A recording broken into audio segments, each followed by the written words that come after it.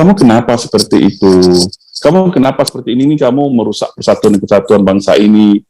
Ini prediksi Bang Napo ke saya 15-20 menit kita sempat bicara lah, karena terbatas ya. Dia bilang, nah justru si kecil ini yang mulai ini Bang Herso, ini perlu juga publik ketahui, Anda siapa? Wah gitu dia nanya sama si Bang, masa sama si Roger, Anda siapa? Agama Anda apa? Kata dia.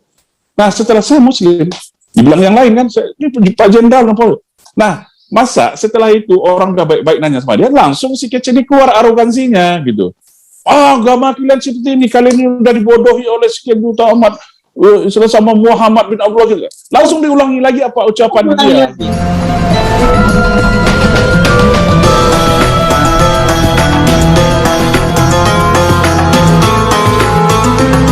Assalamualaikum warahmatullahi wabarakatuh. Alhamdulillahi rabbil alamin. Wassalatu wassalamu ala asrofil anbiya'i wal mursalin wa ala alihi wa sahbihi ajma'in. Selamat sore sahabat, berjumpa lagi di channel Muslim Bersatulah, channel yang ikut serta bersama Anda ikut membentengi akidah umat dari segala bentuk pendangkalan akidah yang sangat gencar dilaksanakan oleh kaum sebelah dalam rangka pemurtadan.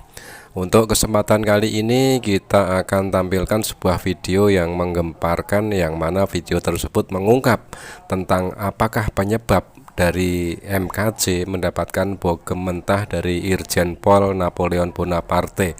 Ternyata tidak serta-merta Napoleon Bonaparte tiba-tiba memberikan bogem mentah kepada MKJ, tetapi ada penyebab yang mungkin tidak diketahui oleh banyak publik. Oke, untuk selengkapnya mari kita simak videonya.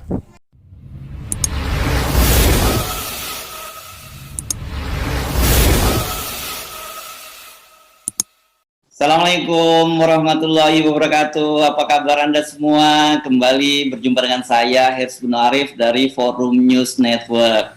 Masih banyak ini orang yang penasaran dengan kejadian KC yang katanya dihajar oleh Irjen Pol Napoleon Bonaparte di tahanan Mabes Polri.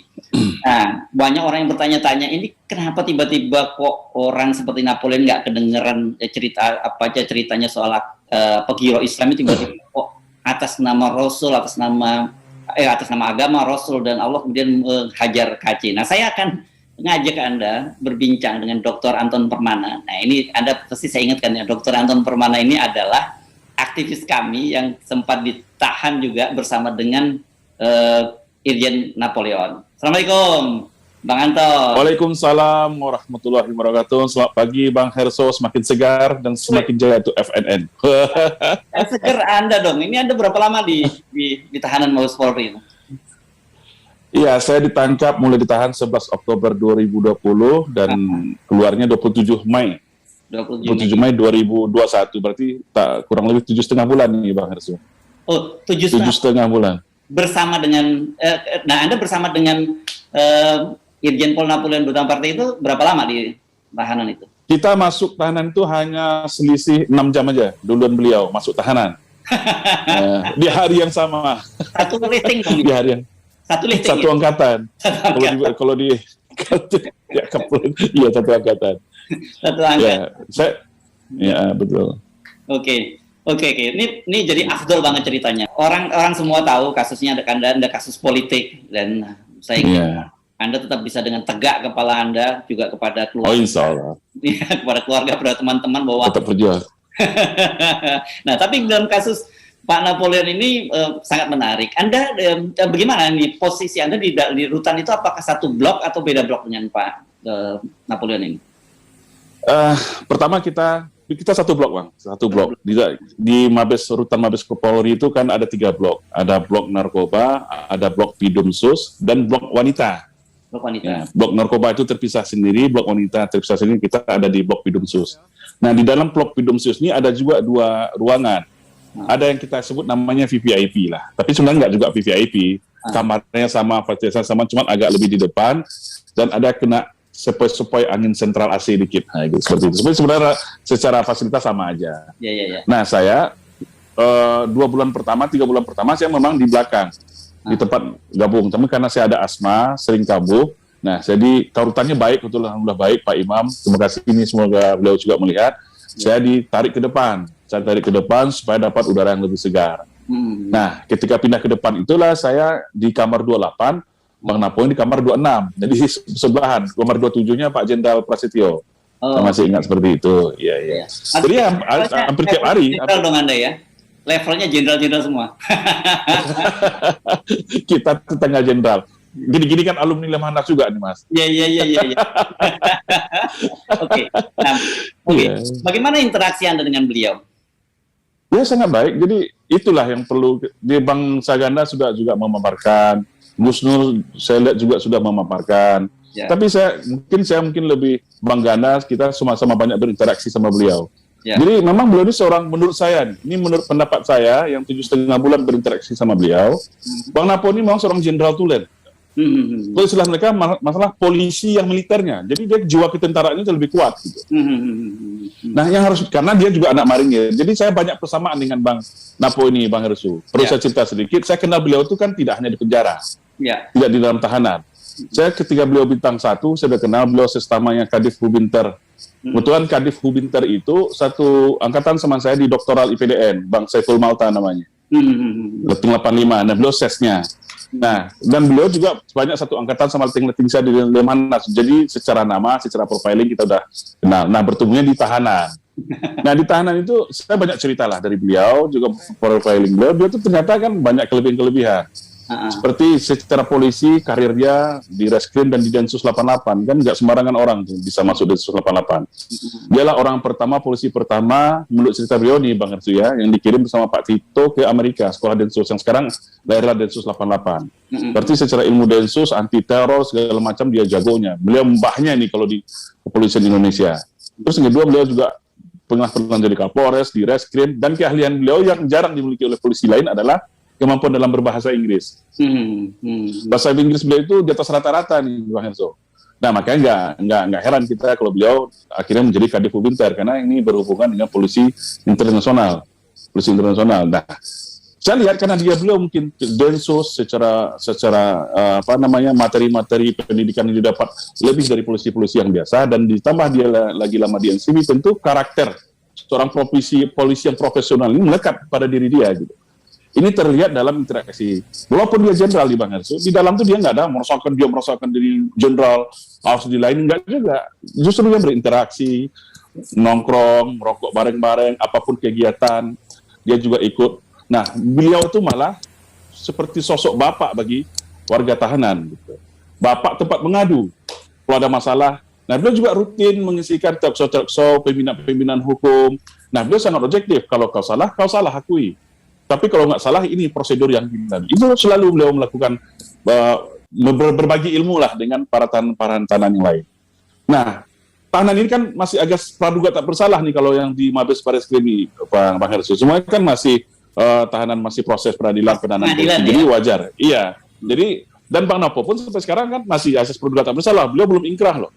Ini juga perlu diketahui, beliau belum ingkrah, masih melakukan perlawanan di mengajukan kasasi ya? Dalam proses kasasi di Mahkamah Agung. Iya, Mahkamah Agung. Nah, itu profiling mereka, beliau. Nah, secara prestasi, dia juga jago nembak, pernah jadi juara Kapolri Cup, ya. Kemampuan berbahasa, sudah saya bilang tadi, keliling dunia dia puas. Jadi, walaupun dia di penjara segala macam, dan itu tidak menampakkan karakternya yang seharusnya dia seorang jenderal harus begini. Tidak. Dia berbaur dengan orang-orang kelas bawah pun beliau berbaur. Duduk di lantai, dia juga duduk di lantai. Ada acara keagamaan juga beliau ikut. Nah, ini yang banyak bertanya kepada saya, Bang Napo itu agamanya apa gitu kan? Beliau Muslim, kita sering bareng sholat bersama gitu segala macam. Beliau Muslim gitu. Nah, sekarang lihat ketaatan beliau itu mungkin ya saya lihat. Dan beliau juga haji. Saya pernah nanya beliau, "Apa saya udah haji, kok nggak ditaruh?" Itu urusan saya sama Allah kata dia. Itu nggak perlu ditaruh di depan nama. Itu beliau sendiri yang ngomong. Beliau tuh haji tahun 2006 loh. Tahun 2006. Haji tahun 2006. Dan juga anaknya juga ada yang jadi polisi sekarang. Itu sekitar sekilas tentang profiling seorang Napoleon Bonaparte di depan saya. Ini nama beliau kan udah unik di Bang Hersu. Jadi saya lihat memang karakter Napoleon ini juga ada sama dia, seorang idealis, seorang pejuang gitu.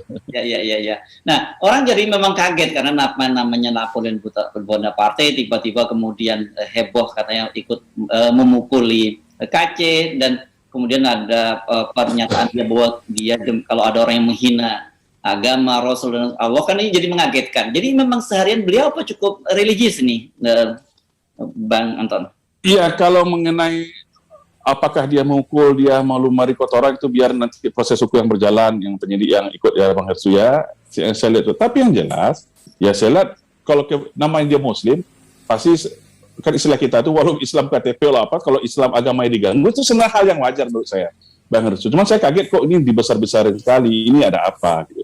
Nah, artinya gini yang perlu saya berikan catatan di sini, walaupun saya ini kan gini-gini kan juga aktivis politik juga bisa menganalisa lah semua hal. Jadi kasus Bang Napo ini tidak kasus yang berdiri sendiri, Bang. Yang menurut saya banyak kasus-kasus turunan yang mengitarinya, ada juga muat-muat. Ini menurut pendapat saya. Sampai beliau ditahan seperti pun, ini nanti waktu khusus lah kita bahas, dan atau undang juga Bang Yani membahasnya. Jadi dengan kasus ini menjadi besar seperti ini, saya juga kaget. Sebenarnya ini yang dibicarakan tentang dunia penjara gitu. Orang akan paham dengan dunia penjara itu seperti apa gitu. Pasti tidak normal di situ, pasti tidak, ya semuanya tidak normal gitu. Nah, menurut saya justru polisi, keluarga KC, pengacaranya pun berterima kasih dengan Bang Napo ini. Karena apa? Saya tahu sendiri, kemarin ada salah satu yang juga masuk tahanan. Kalau tradisi di penjara, Bang, kalau itu terkait dengan pelecehan seksual, kalau hal-hal yang amoral, itu pasti digebukin, itu dah. Seluruh penjara udah bertahun-tahun itu terjadi. Boleh tanya, silakan aja tanya. Ini dunianya berbeda di dunia penjara ini. Nah, terkait yang dialami oleh Kece, menurut saya justru untung ada Bang Napo menurut saya. Kalau nggak mungkin kalau dia mau dianiaya, pasti sudah mati dia, Pak. Pasti sudah mati dia di dalam. Karena ya siapa yang rela agama Rasul kitabnya dihina-hina seperti itu? Tak ada yang rela, apapun agamanya. Kecuali orang tak beragama. Ya kalau orang tak beragama, dia mungkin cuek aja. Aku udah lihat, ini itu aja pembeda menurut saya gitu. Jadi itu saya lihat justru berterima kasih, justru untung ada Bang Napo ini menyelamat. Nah, cuma versi media berbagai macam adalah proses hukum yang berjalan. Karena saya melihat sendiri gini Mas Hersu, ada sebuah contoh kasus salah tokoh agama juga lah yang masuk tahanan. Saya nggak bisa sebut namanya, kode etik ya, kode etik. Ketika ada bermasalah, konflik dengan warga rutan, itu saya lihat sendiri bagi Bang Napo dengan kebapakannya bisa meredam sebab nggak terjadi konflik fisik. Saya pun ketika itu udah emosi sebenarnya. Kalau nggak Bang Napo yang melarang saya, mungkin saya sudah labrak. Itu salah satu contoh. Bang Su. Artinya Bang Napo ini seorang jenderal loh, tidak mudah menjadi seorang jenderal. Dia punya intelijensi, punya intelektual, dan punya pengalaman membaca gestur, memahami psikologi seorang kriminal itu seperti apa gitu. Jadi dia pernah bilang sama saya, kalau penyakit moral nggak bisa dengan fisik aja, gitu. Harus juga menggunakan psikologis khusus kata dia. Karena ini yang rusak itu adalah mental dan moralitasnya. Gitu. Kalau fisik, ya sehat sembuh selesai. Jadi saya agak menyaksikan nih informasi-informasi yang beredar, apakah memang itu betul Bang Napo atau sendiri ini dugaan, atau sendiri dia lagi terjatuh di WC, bisa juga kan? Kita akan segala kemungkinan bisa terjadi. Ya, tapi yang jelas yang lihat seorang Napo dia menyatakan dia menjela Muslim, itu menurut itu adalah karakternya beliau. Tidak hanya terhadap agama, terhadap bangsa dan negara ini juga dia juga tegas itu, Pak. Saya sering diskusi sama dia masalah kebangsaan tentang Pancasila, merah putih, agama. Kita sering cocok berbicara dengan beliau gitu. Dan itu bukan mengada-ngada, bukan dia cari perhatian apa lagi, Pak. Dia udah dilepas dari jabatan, dia sudah dihinakan, dibunuh karakternya dengan sedemikian rupa. Bukan karakter Napoleon yang cari-cari perhatian, gila-gila, bukan karakter dia. Saya tahu karakter dia. Dia tuh memang seorang karakter jenderal yang tulen, yang idealis dan pejuang. Ya, saya sangat tahu itu memang adalah sebuah kata-kata keluar dari hati nurani beliau supaya publik tahu, supaya publik tidak bergejolak dan digiring ke sana kemari. Ini memang murni proses kecemasan dia terhadap kondisi bangsa ini, dan kondisi kan jelas di poin 34 dia jelaskan. Karena akumulasi sebenarnya. Dia kan polisi, dia juga punya hukum, dia juga punya hati nurani. Bagaimana banyak tokoh-tokoh, orang-orang yang menistakan agama, tapi seakan bebas kebal hukum. Nah ini si Kece ini hanya muaranya, akumulasinya nih Bang Hersu, kalau saya lihat. Ini pas ada satu, terluaplah emosi ke si Kece ini. Ya, seperti itu kira-kira gambaran dari saya, Bang. Ya. Tapi waktu Kece ini masuk ke sana, Anda udah nggak di dalam ya? Saya sudah di luar, Pak. Oke, jadi nggak ketemu, tapi Anda tetap sebagai alumni, gitu. Masih tetap menjalin komunikasi kan dengan teman-teman di sana itu ya? Oh ya, kita kan nggak ada berkomunikasi ya, bertemu besok kan mesti bisa. Kebetulan saya semalam mendampingi ikut bersama pengacaranya Bang Napoleon, Bang Ahmad Yani, ikut juga ke sana dan bertemu langsung dengan Bang Napoleon karena hari ini beliau kan diminta keterangan sebagai saksi loh, sebagai saksi hari ini. Bagaimana Nah, psikologinya dulu, kita cerita sebelumnya, cerita psikologinya ketika bertemu dengan Anda tadi malam seperti apa Pak Napoleon ini? Oh biasa, karena dia jenderal, saya alumni Nas, hormat jenderal, pelukan, speaker-speaky, biasa. Dan saya lihat orangnya enjoy aja, nggak ada beban aja saya lihat. Oke. Karena Versi beliau apa yang Anda bisa bagi pada kita semua nih? Yang nggak bisa dibagi jangan dibagi. ya versi beliau artinya gini, sebagai bapak, institusinya sudah bergerak sebenarnya, kata dia kan. Sebagai orang ditokohkan di situ, ini kan ini dalam tanda kutip apapun ini penjara nih, udah nggak perlu saya jelaskan lagi penjara. Berbagai macam orang di sini dan mayoritas Islam di dalamnya, gitu kan. Dengan masuknya si Kece ini kan namanya penjara kan ada televisi juga Mas di dalam. Umum aula ya di jam-jam tertentu kita bisa nonton. Otomatis informasi ini masyarakat juga tahu dong bagaimana perilaku si Kece ini. Nah dia udah tahu ini bahaya juga nih kalau saya lepas anak ini. Maka dia berinisiatif melakukan dialog dan komunikasi. Nah, kalau kata dia, saya baik-baik aja nanya kok, kata dia sama. Kamu kenapa seperti itu? Kamu kenapa seperti ini? Kamu merusak persatuan dan kesatuan bangsa ini.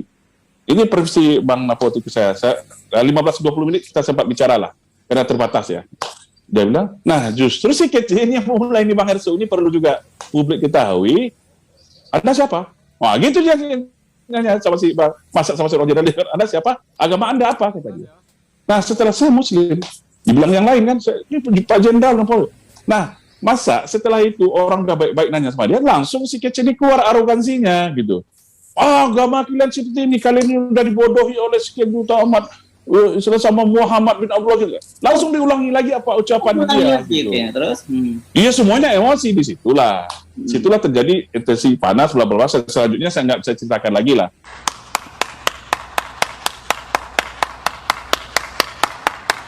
Tapi yang jelas, semua saya kan juga merasakan tahanan. Saya ini jangan oposisi loh.